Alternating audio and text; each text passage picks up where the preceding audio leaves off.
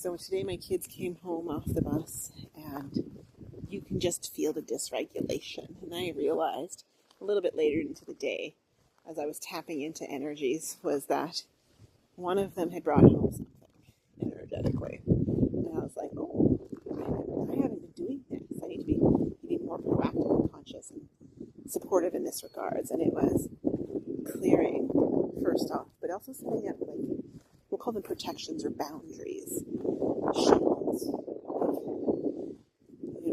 around my kids, around our home, what's allowed in on our land. Because I was like, they're leaky. Kids can be leaky. They're still learning. And so then I sat with her as well. So after I had, done some clearing and cleaning of the house, the land, the people, within it, with their permission, of course, because I definitely had to ask permission, because maybe she needed that for something, right? Maybe whatever that was, I don't know. But I said, okay, we're going to do invocation. So I did an impromptu invocation in the kitchen.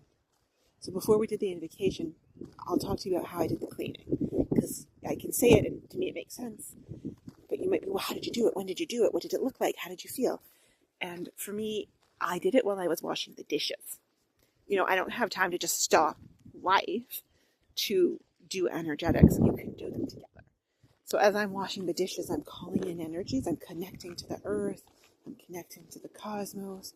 I'm feeling grounded and open, connecting with my heart, knowing that what I'm doing is for the highest good of all. I'm not, sending this energy back to somebody. I'm not angry.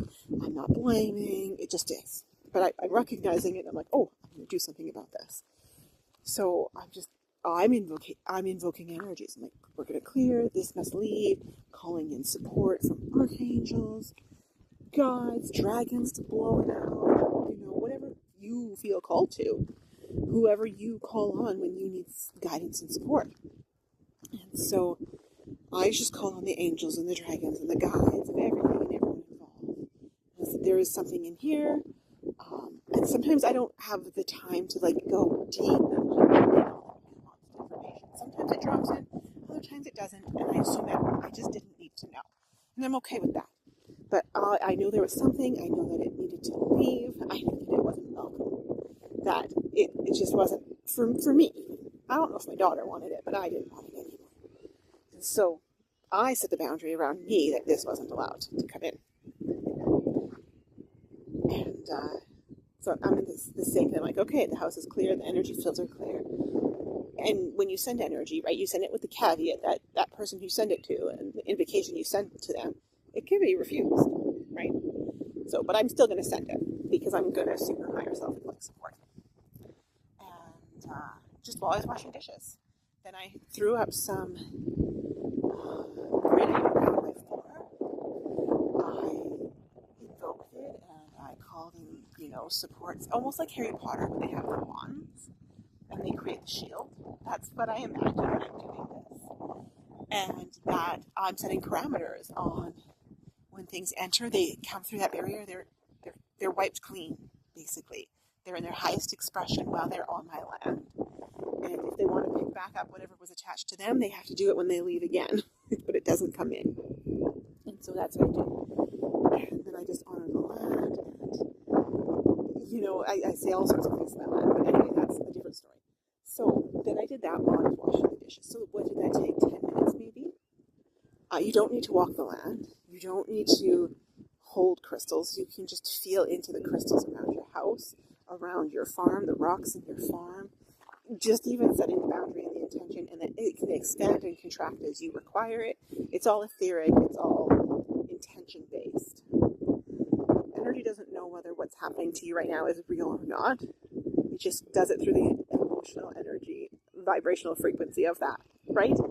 So did that. Then my daughter came in to the kitchen later on.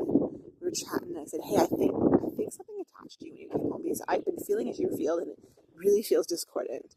And she was like, oh, "Okay." I'm like, "So I did some clearing. You cool with that?" She's like, "Yeah." I said, "Okay. Well, do you like feeling that way? Like, is that something that helps you for whatever reason?" She's like, she didn't really know how to answer because, she's 11. Like, what do you mean?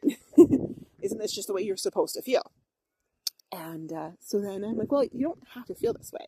Like, you can be upset and angry about things and then not, like, I feel it in your body. Like, how does, do you want to not feel that? She's like, yeah. I'm like, okay, so let's set an invocation.